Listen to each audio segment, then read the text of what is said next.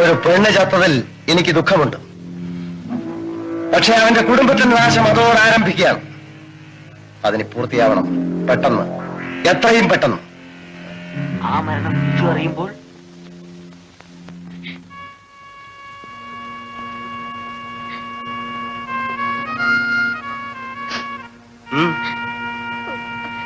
ഈ നിലയിൽ അച്ഛനെ കാണുന്നത് പോലെ എനിക്ക് വേദനയും.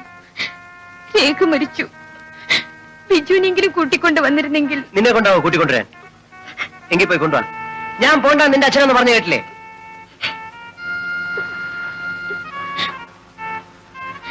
അപ്പോഴത്തെ പ്രയാസത്തിന് അച്ഛൻ എന്തൊക്കെയോ പറഞ്ഞു പോയത്. അച്ഛന് ബിജുമോൻ ജീവനാണ്.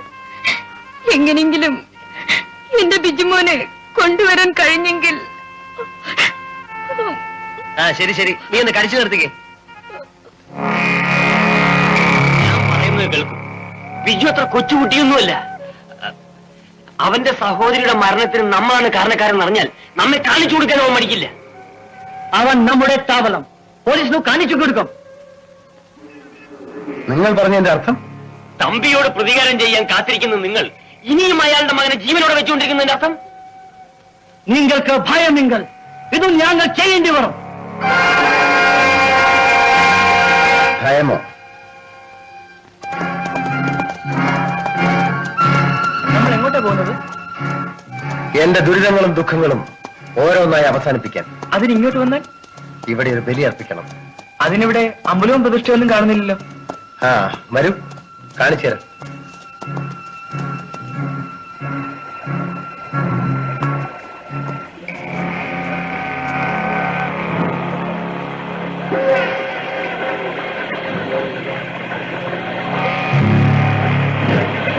അതാ നോക്കൂ.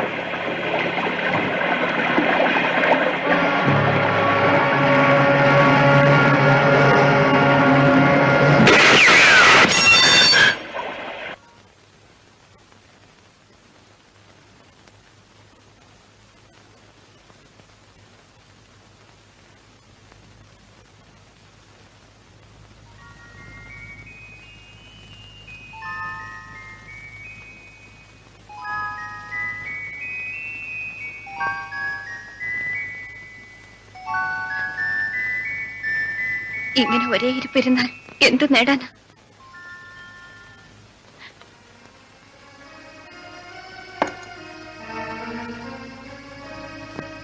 എന്റെ മോനെ ഒന്ന് കാണാൻ കഴിഞ്ഞിരുന്നെങ്കിൽ. അച്ഛനെ കാണാൻ മോൻ ആഗ്രഹമില്ലെങ്കിലോ? എന്ന് പറഞ്ഞാൽ ബിജു ഇനി ഇങ്ങോട്ട് വരികയില്ല. എന്ത്?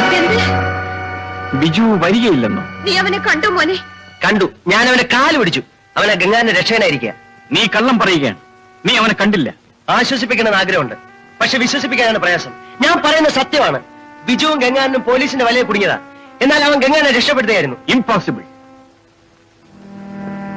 മോഹൻ, അല്ലെങ്കിലും അവനുടെ വരുന്നത് നിനക്കിഷ്ടമില്ലെന്ന് എനിക്കറിയാം. അച്ഛാ, അതെ, അവനും ചിലതൊക്കെ അറിയാം.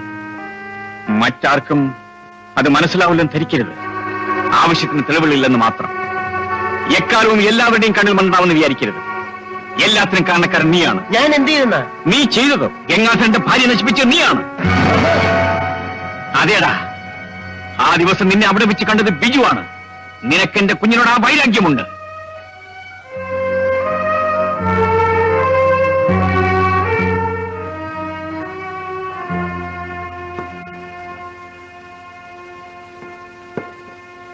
അച്ഛന് ചില സമയത്ത് കണ്ണും മൂക്കും കാണില്ല. എന്ത് പറയണമെന്നറിയില്ല.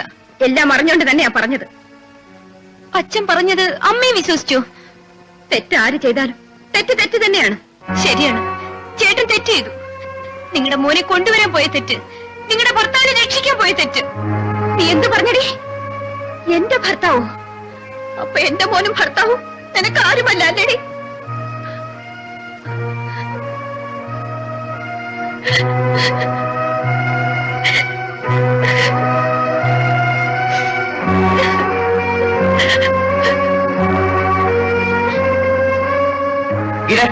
നീ വരുന്നുണ്ടോ? എവിടെ? നരകത്തിലേക്ക്. അതോ നിന്റെ അച്ഛന്മാരൊക്കെ നീ വിശ്വസിച്ചോ? ഇങ്ങനെ വരണ്ട. ഇല്ല, ഞാൻ വിശ്വസിക്കില്ല.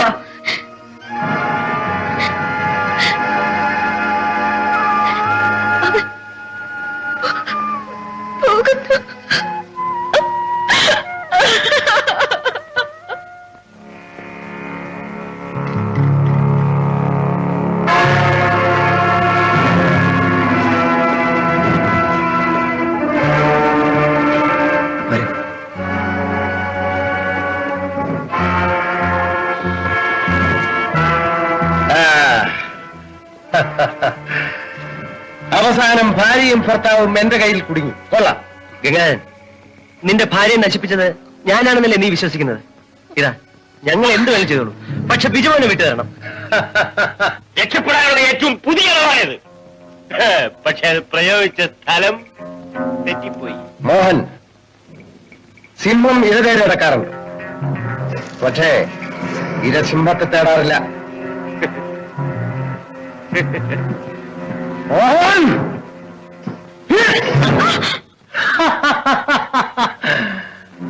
നിന്നെ ഞാൻ ഇഞ്ചിഞ്ചായി അരിഞ്ഞുറക്കും. അതിനു മുമ്പ് നിന്റെ ഭാര്യയുണ്ടല്ലോ, ഇവൾ ചാമ്പരാവുന്നത് നീ കാണും. നീ മാത്രമല്ല, എന്റെ നിർമ്മലയെ രക്ഷിക്കാൻ ഒരു നിമിഷം തരാത്ത ആ കമ്മീഷനുണ്ടല്ലോ, അവനും ഇത് കാണണം. ഭദ്രൻ, ഞാനിപ്പോ വരാം.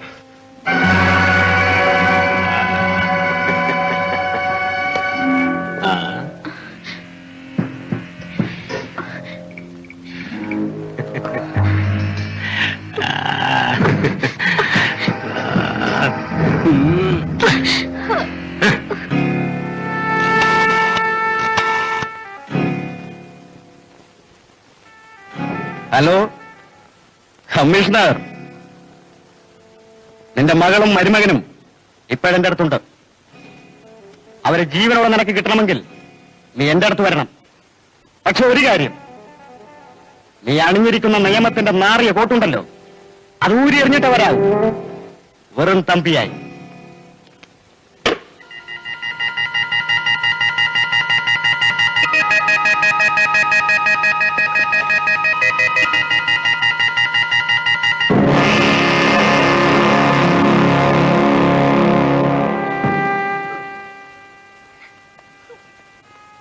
ചേച്ചി,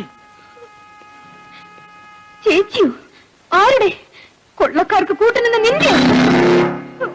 എടാ, നിന്നെ എന്ത് ചെയ്തിട്ടാണ് നീ ഇങ്ങനെ പിണങ്ങിയിരിക്കുന്നത്? അച്ഛനെയും അമ്മയെയും ഞങ്ങളെയും നീ എന്തിനിങ്ങനെ കണ്ണീര് കുടിപ്പിക്കുന്നു? അച്ഛനല്ലേ എന്നെ പോലീസിൽ പിടിപ്പിക്കുമെന്ന് പറഞ്ഞത്? എന്റെ കൂട്ടുകാരൻ രതീഷിനെ അച്ഛനല്ലേ വെടിവെച്ചു കൊന്നത്? രതീഷിനെ കൊന്നത് നിന്റെ അച്ഛനല്ല ബിജു, ഒരു കൊള്ളക്കാരനാ. ഞാൻ കണ്ടതാണ്. 1,00,000 രൂപ കൊടുത്ത് എന്നെ മോചിപ്പിക്കുന്നതിന് പകരം അച്ഛൻ രേഖയുടെ കല്യാണം നടത്താൻ നോക്കിയതോ? അതുകൊണ്ട് ഞാൻ തന്നെയാണ് രൂപ മോഷിച്ചത്. എന്ത്? ആ രൂപ മോഷിച്ചത് നീയാണോ? എന്റെ ദൈവമേ! അതുകൊണ്ട് സംഭവിച്ചെന്താണെന്ന് നിനക്കറിയോടാ? കല്യാണം മുടങ്ങി അവമാനം സഹിക്കാഞ്ഞ് രേഖ ആത്മഹത്യ ചെയ്തു. അതെ, ഇനിയിപ്പോ ഞങ്ങളും മരിക്കാൻ തയ്യാറാണ്. ഇനിയെങ്കിലും നീ വീട്ടിലേക്ക് തിരിച്ചു പോ. അപ്പോ അച്ഛൻ എന്നോട് പിണക്കമില്ലേ? എന്നെ പോലീസിനെ കൊണ്ട് പിടിപ്പിക്കില്ലേ? ഇല്ല മോനെ, ഒരിക്കലും ഇല്ല. നീ എപ്പോ തിരിച്ചു വരുമെന്ന് അച്ഛൻ കാത്തു കാത്തു കഴിയുകയാണ്. നീ ഇനിയെങ്കിലും തിരിച്ചു പോയില്ലെങ്കിൽ ഒരുപക്ഷെ നിനക്ക് അച്ഛനെ ഒരിക്കലും കാണാൻ പറ്റില്ലെന്ന് വരും. നേരാണ് ചേച്ചി. അതെ മോനെ. ഇല്ല, അച്ഛനൊന്നും സംഭവിക്കരുത്. വരി ചേച്ചി, നമുക്ക് പോകാം. രക്ഷപ്പെടുത്താൻ ശ്രമിച്ചാൽ ഒന്നും കളയാനാണ് പറഞ്ഞിരിക്കുന്നത്, മനസ്സിലായോ?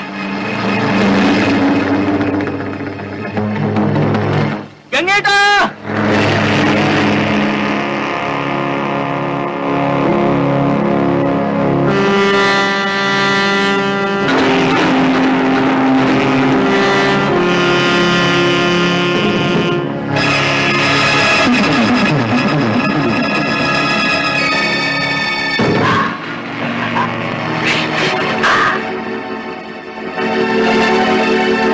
സത്യം പറയൂ, നീ പോലീസുകാരനല്ലേ? പറയൂ. അല്ല, ഞാൻ പോലീസല്ല, വേഷം കെട്ടിയതാണ്. വയറ്റിപ്പഴപ്പിന് വേണ്ടി. കൂലിക്ക് വേഷം കിട്ടിയെന്നോ? ആര് പറഞ്ഞിട്ടാ? പറയൂ. എന്നെ പോലീസ് വേഷം കെട്ടിച്ചത്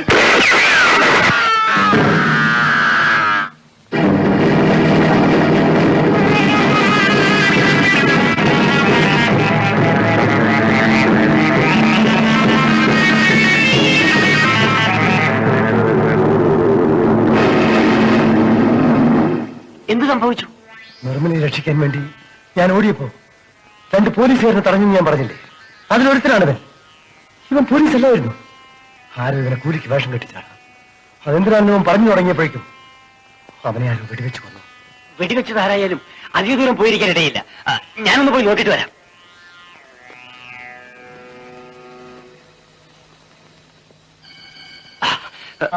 അവനെ ഞാൻ കൊന്നില്ലായിരുന്നെങ്കിൽ നമ്മളെല്ലാ പ്ലാനുകളും തകർന്നേനെ. അന്ന് നമ്മളാണ് അവനെ പോലീസ് സ്റ്റേഷൻ കെട്ടിച്ചെന്ന് അവൻ പറയാൻ തുടങ്ങുകയായിരുന്നു. ഗംഗാധരന് നമ്മളെ സംശയമുണ്ടോ? ഇതുവരെ ഇല്ലെന്ന് തോന്നുന്നു. ഏതായാലും ഇനി ഈ നാടകം കൂടുതൽ നടക്കുകയില്ല. ചെയ്യാനുള്ളതെല്ലാം നമ്മൾ ചെയ്തു കഴിഞ്ഞു. അവന്റെ ഭാര്യയെ നശിപ്പിച്ചത് ഞാനാണെന്ന് അവൻ അറിഞ്ഞാൽ പിന്നെ തലയുണ്ടാവില്ല. മേനോൻ സാറിന് ഉടനെ വിവരം അറിയിക്കണം.